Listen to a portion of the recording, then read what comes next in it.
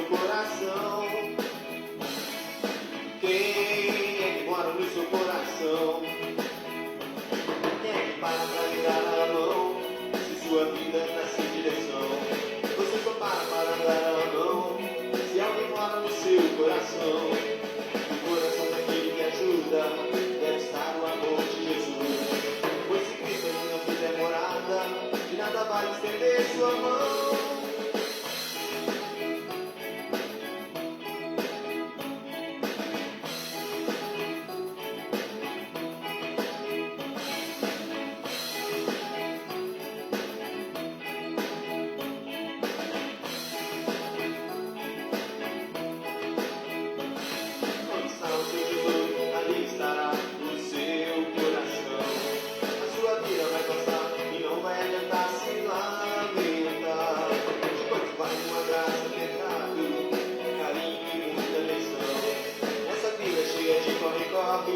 Quem é que para pra lhe dar a mão?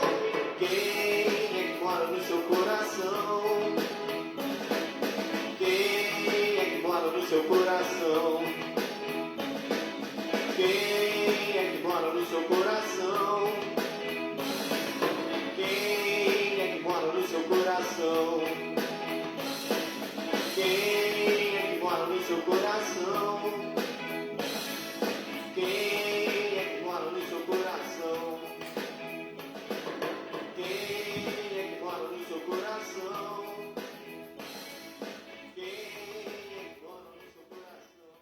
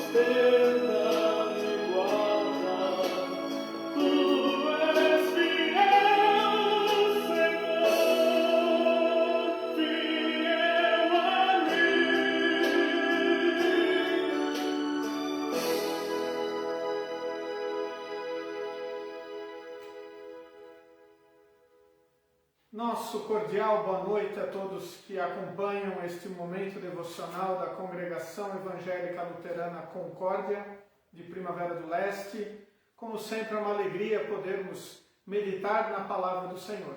Queremos iniciar este momento em nome do Pai, do Filho e do Espírito Santo. Amém. Muito bem, queridos de Cristo Jesus, o texto da nossa reflexão de hoje é o Evangelho de João, capítulo 12, versículos 20 a 43. Nós vamos fazer hoje de uma maneira diferente. Vamos dividir o texto em 3 partes, ler o texto, meditar sobre cada parte separadamente. Lembramos aqueles que quiserem fazer um pedido ou agradecimento para o momento de oração, colocar nos comentários desta publicação. Então vamos iniciar este momento de reflexão.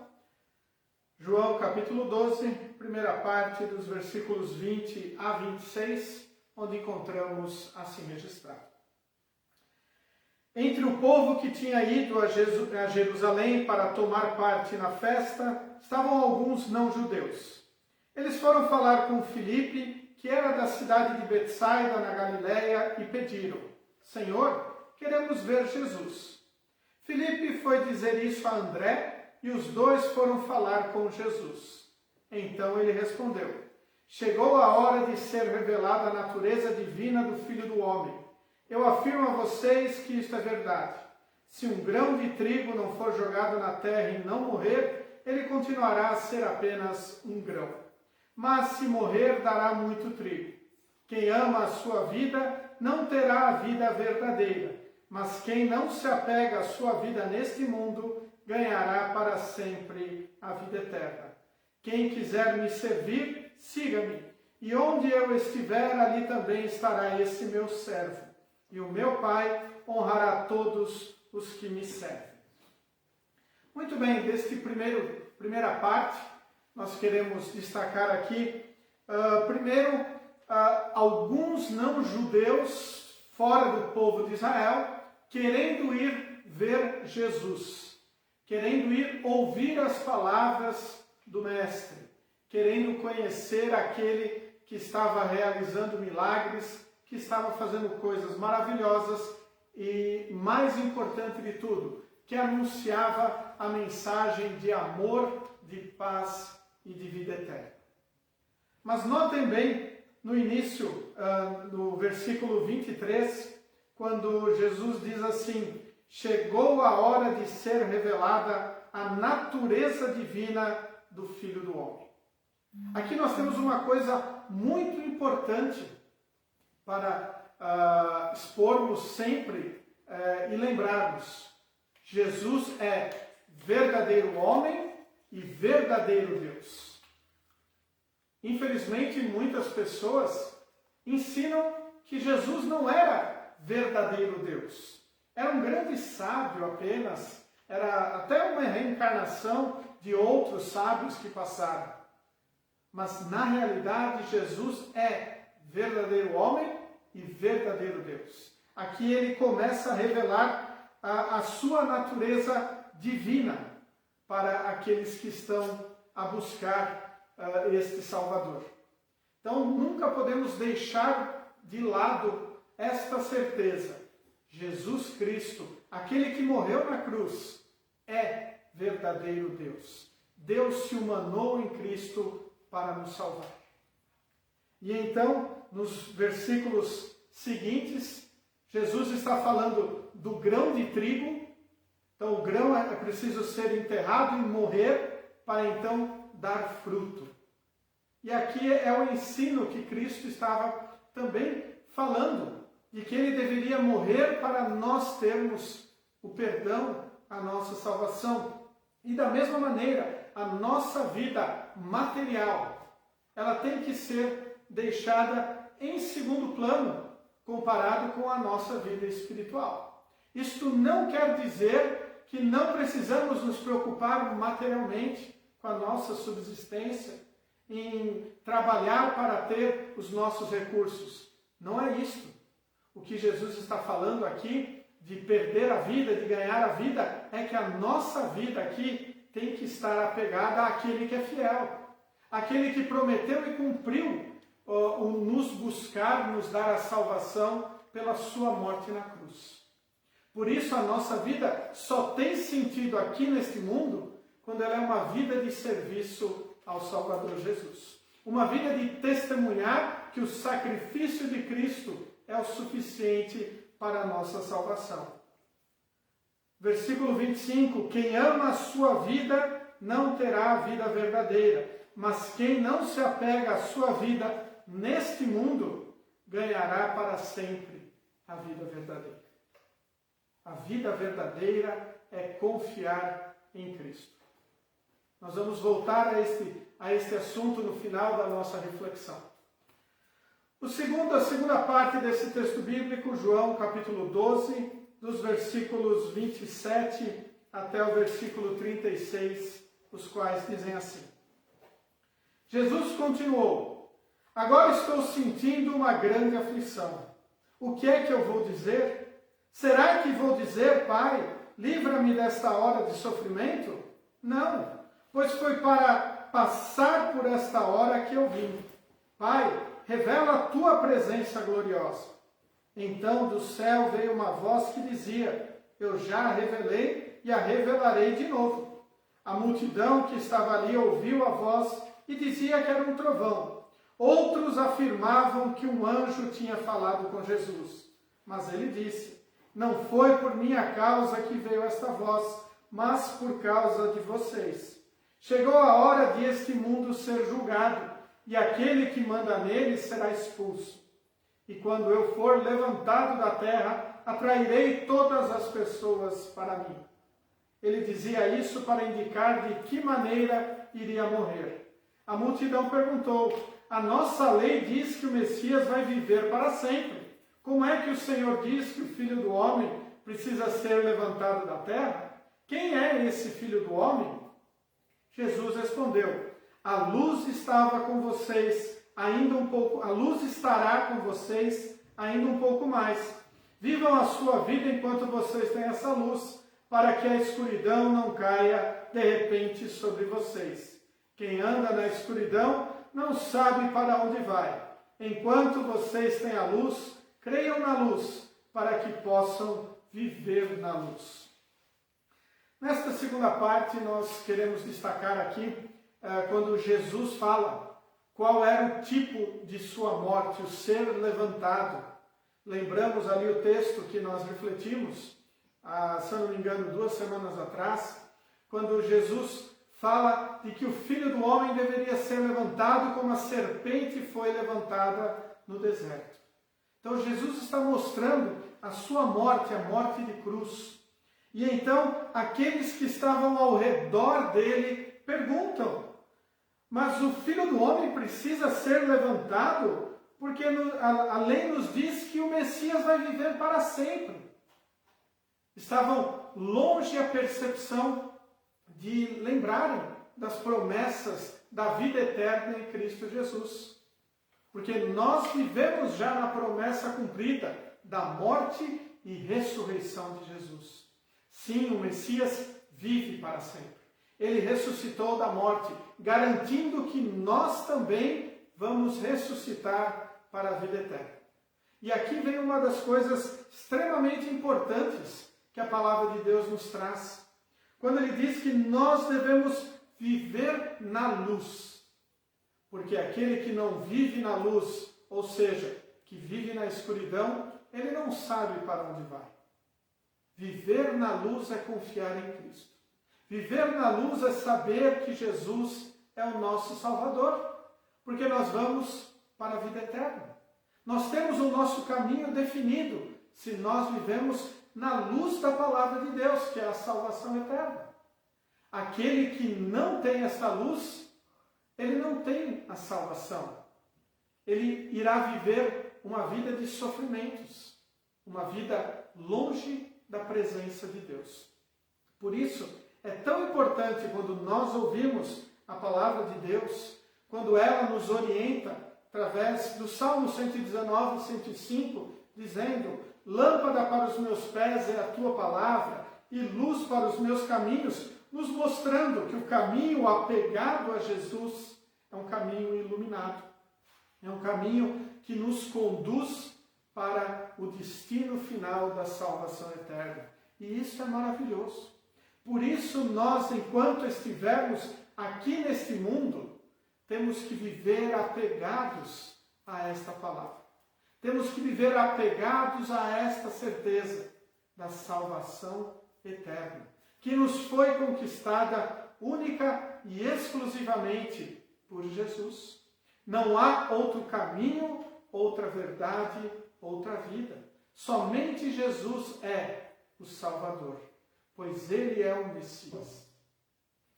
A última parte do nosso texto, então, dos versículos, a segunda parte do versículo 36 até o versículo 43, diz assim: Depois que Jesus disse isso, foi embora e se escondeu do povo. Eles tinham visto Jesus fazer todos esses milagres, mas não criam nele, para que se cumprisse o que disse o profeta Isaías: Senhor, quem creu na nossa mensagem? E quem viu que era o Senhor que estava agindo? Não podiam crer porque, como disse Isaías, Deus cegou os olhos deles e fechou a mente deles, para que não vejam e não entendam, e não se voltem para ele e sejam curados por ele. Isaías disse isso porque viu a revelação da natureza divina de Jesus e falou a respeito dele. No entanto, muitos líderes judeus creram em Jesus, mas não falavam publicamente a favor dele, para que os fariseus não os expulsassem da sinagoga. Eles gostavam mais de ser elogiados pelas pessoas do que de ser elogiado por Deus. Aqui vem uma das palavras do dia de hoje, do texto de hoje, mais importantes para a nossa reflexão. O que nós devemos refletir na nossa vida. É o versículo final. Eles gostavam mais de ser elogiados pelas pessoas do que ser elogiados por Deus. A quem nós estamos buscando agradar aqui nesse mundo? A quem nós estamos querendo, nós estamos querendo receber elogios? Quem é que mora no meu e no seu coração? Pergunta que nós ouvimos na primeira música. Vários judeus, líderes judeus, eles creram em Jesus. Eles reconheceram em Jesus o Messias, mas não falavam publicamente a favor dele para que os fariseus não os expulsassem da sinagoga. Quantas vezes nós sabemos o que é o certo, o que é o correto, e nos omitimos com medo de magoar alguém, com medo de sermos expulsos ou deixados de lado do convívio com um certo grupo ou algumas pessoas, e até mesmo dentro da nossa família. Até evitamos de falar de Jesus para as pessoas, porque, de repente, vamos criar uma guerra religiosa. Afinal, diz aquele ditado, futebol, política e religião não se discute. Muito pelo contrário. Nós temos que discutir, sim, mas respeitando as pessoas. Olhando para aquele que não crê em Jesus como alvo do amor de Deus. Porque aquele que não crê em Jesus, este vai para a condenação eterna. E se eu puder falar para alguém que não crê sobre o amor de Deus, e esta pessoa não crer, não acreditar, não ouvir a mensagem, Deus não vai me cobrar. Mas se eu puder falar para ela e me omitir, porque eu quero elogios humanos, não ser intransigente, não ser um fanático religioso e assim por diante. E aquela pessoa que poderia ter ouvido de mim, não ouvir a palavra de Deus e ser condenada, esta condenação também passará pelas minhas mãos. Por isto, esse último versículo nos deve levar a uma reflexão extremamente importante. Eles gostavam mais de ser elogiados pelas pessoas do que ser elogiados por Deus. Nós temos que usar a nossa vida para testemunhar do amor de Jesus. Nós temos que usar da nossa vida para proclamar o Filho de Deus, aquele que morreu para perdoar os nossos pecados. Neste período da Quaresma que estamos vivendo, temos que testemunhar o amor de Jesus, que sofreu em nosso lugar para perdoar todos. Nós temos que ser elogiados por Deus pela nossa fé, que é uma dádiva, um presente de Deus. Cremos que Ele fez tudo para a nossa salvação. E nós não vamos fazer mais nada para sermos salvos, mas sim, a nossa vida é uma vida de testemunho e de agradecimento a Deus pelo que Ele fez em nosso lugar, por Ele morrer na cruz para perdoar, por Ele ter dito lá na cruz do Calvário, está consumado. Tudo está perdoado. Então nós passamos a viver para sermos, sim, elogiados por Deus, mas não pelas nossas obras, mas não pelo que nós fazemos, mas sim porque nós cremos em Jesus como nosso único e suficiente Salvador. Vivemos o primeiro mandamento de Deus e na explicação do doutor Martinho Lutero, devemos temer e amar a Deus e confiar nele acima de todas as coisas.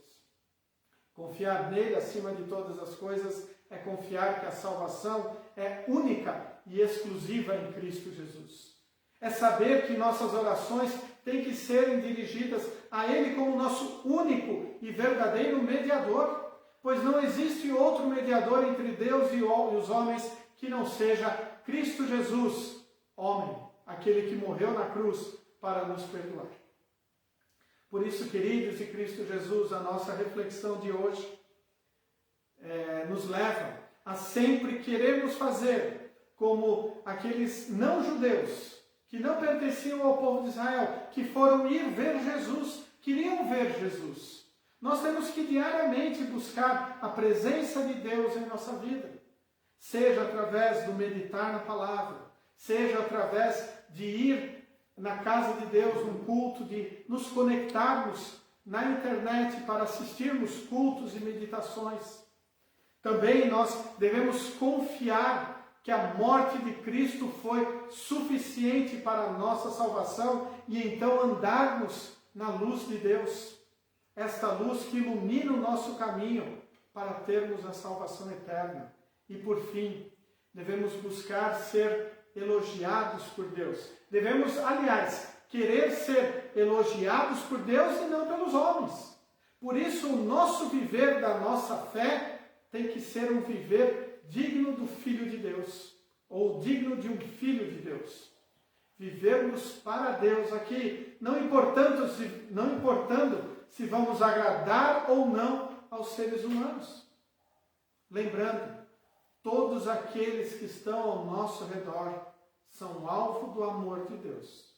Por isso, para todas as pessoas, nós devemos testemunhar o amor maravilhoso de Deus. Um amor que foi nos buscar, porque todos nós somos pecadores.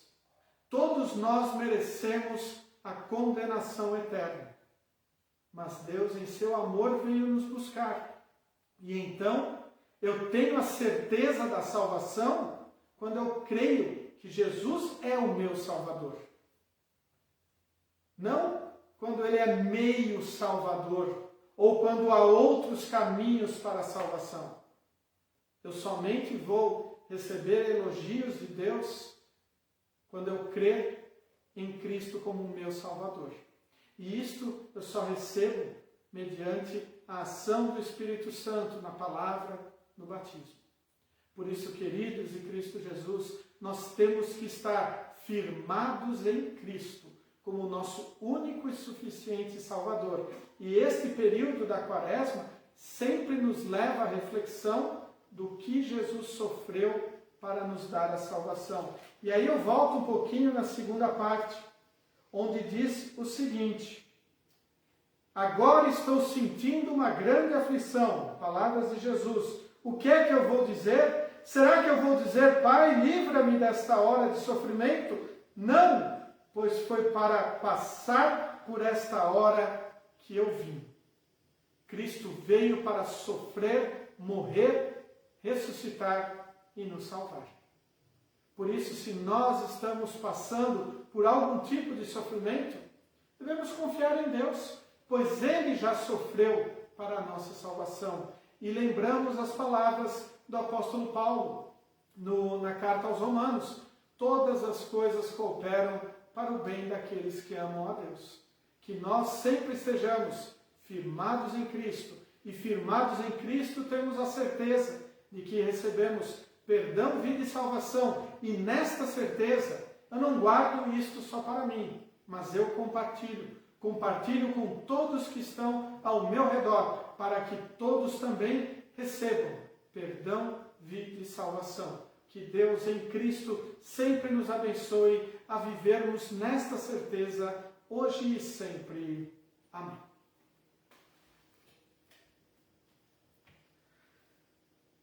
Neste momento, nós queremos falar com o nosso Deus em oração. Não teve nenhum pedido aí colocado nos comentários. Nós temos um pedido para incluir na oração.